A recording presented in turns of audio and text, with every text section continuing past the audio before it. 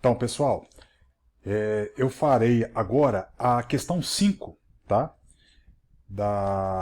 Daquelas questões iniciais da semana 1. Ficou faltando aí essa questão 5. Na verdade, essa questão 5 aí, ela é um pouco mais complexa. Ela fala um pouco sobre cálculo estequiométrico, né? Não sei se vocês já ouviram falar. Cálculo estequiométrico, na verdade, é um probleminha que é para ser resolvido dentro da química e vai falar sobre proporções. Então tem cálculos matemáticos, né? Mas esses cálculos matemáticos necessitam muito de alguns conhecimentos da química para poder resolver. Então, dentro da química a gente fala que os cálculos estequiométricos talvez seja uma das partes mais complexas que a gente tem que trabalhar. Não é difícil, mas é preciso que tenha muita concentração e pré-requisitos de alguns conceitos e alguns conteúdos que já foram trabalhados aí com vocês.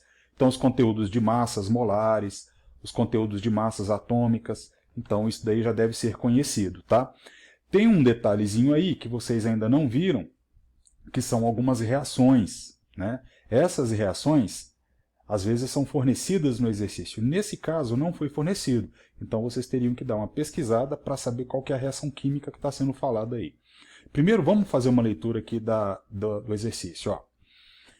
O minério usado na fabricação do ferro, em algumas siderúrgicas brasileiras, contém cerca de 80% de óxido de ferro 3.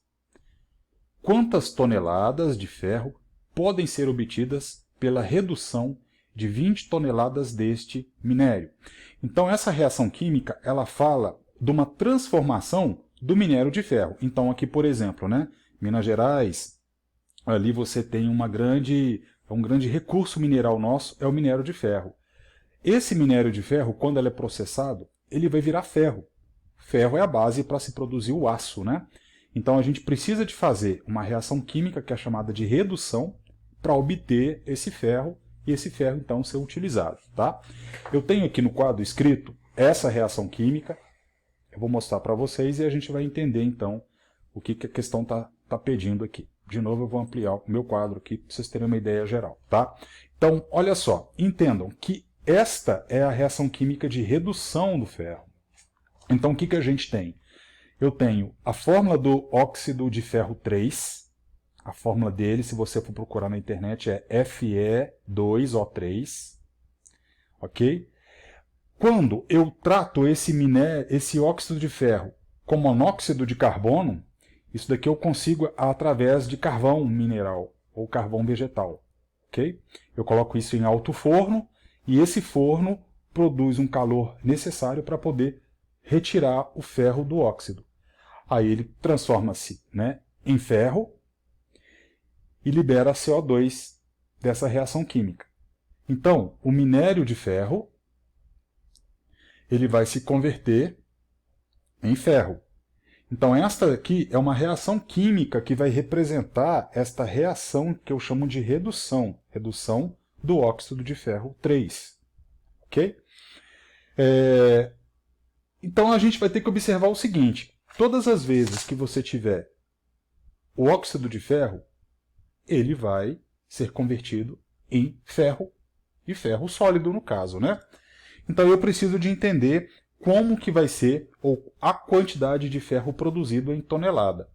Só que aqui falou que esse minério de ferro ele traz 80% de um óxido de ferro. Então, na verdade, se eu imagino que eu tenho aqui, por exemplo, né?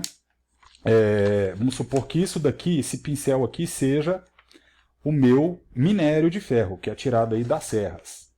Só que existe uma pureza para esse minério. Ele não é 100% formado de óxido de ferro. Ele só é 80%. Então a gente tira 20% de impureza, joga fora, que não se usa. Então geralmente a gente fala que isso aqui é o rejeito, né, o que se não quer. E sobram aqui os 80%, que é a parte pura. É esta parte pura aqui que eu vou tirar ainda o ferro, né? Então eu preciso primeiro saber qual a quantidade desta matéria bruta pura. Então, se eu sei que eu tenho 20 toneladas de minério de ferro, isso aqui representa, né, a minha totalidade, que é 100%, quantas toneladas eu teria se eu tivesse 80% dele puro? Então, a gente vai tirar 80% de 20, eu sei que são 16 toneladas. Então, isso aqui, pessoal, é a quantidade de pureza. É a parte puro. Então, isso daqui é o meu valor de pureza. Então, eu tenho somente 16 toneladas que vai entrar nessa reação química, tá? Agora, aqui já é uma parte mais complexa, que a gente chama de estequiometria ou cálculo estequiométrico. Eu preciso de saber que o minério de ferro, né, no caso aqui o óxido de ferro, ele vai se transformar em 2 ferros. Isso é uma proporção matemática. É que nem uma receita de um bolo. Eu vou ter uma parte daquele reagente para a produção de 2 partes daquele produto. Então, eu tenho que levar em consideração. Tá? Aí que vai entrar a parte que vocês já conhecem. Eu quero que vocês tirem as massas molares destes materiais. Eu vou ter 1 Fe2O3. Então, como vocês já conhecem, ó, eu tenho 2 vezes o 56 mais 3 vezes o 16 do oxigênio. Então, para somente o óxido de ferro 3, eu tenho 160 gramas. Então, 160 gramas está para 160 gramas de óxido de ferro 3 me produz 2 vezes o ferro. Quantas vezes que eu tenho aqui o ferro puro? São 2 vezes. 2 vezes, então 2 vezes 56. 2 vezes 56 vai dar 112 gramas. Então, isso é como uma receita de proporção que a gente fala, uma proporção matemática. Né? Vou abaixar aqui um pouquinho para a gente enxergar tudo lá. Se 160 gramas está para 112, se eu tiver as 16 toneladas, lembra que eu descontei aqui, né, os meus 20% de impureza. Aqui eu posso relacionar tonelada com tonelada. Se eu tiver 16 toneladas de óxido de ferro 3, quantas toneladas de ferro serão produzidas? Então, o meu X aqui, a gente vai multiplicar cruzado, né? Então vai ficar assim, 16 vezes 12, vezes 112, dividido por 160. 16 vezes 112 dividido por 160, eu já fiz o meu cálculo aqui, vai me dar 1,2 toneladas de ferro. Então, aqui eu tenho a minha resposta para a questão 5, certo? Então, na verdade, é uma questão um pouquinho complexa, mas o interessante é que vocês dominem esta parte aqui, ó, de tirada de massas molares. E é até para vocês observarem que isso aqui é chamado de cálculo estequiométrico e é muito utilizado na química para os químicos preverem quanto de uma determinada substância vai ser produzida e quanta de determinada substância vai ser necessária ser utilizada, tá? Beleza? Então é um cálculo mais complexo que a gente chama de cálculo estequiométrico, ok? Beleza, pessoal? Então nós resolvemos aí da primeira semana as atividades de 1 até 5, ok? Então vocês já vão fazendo as atividades da semana 2. As atividades da semana 2 é um pouquinho mais complexa.